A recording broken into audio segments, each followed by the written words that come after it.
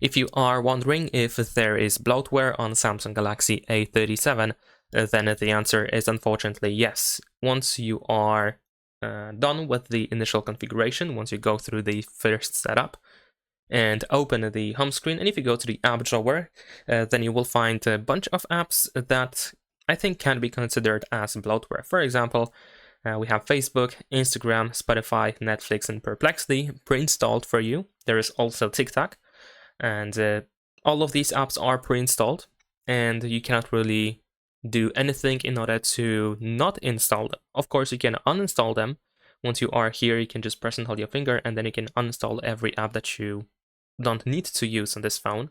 So at least that's a good news, but unfortunately, still they are pre-installed, so you have to keep in mind that unfortunately bloatware is installed on this phone. So that's pretty much it. Leave a like and subscribe.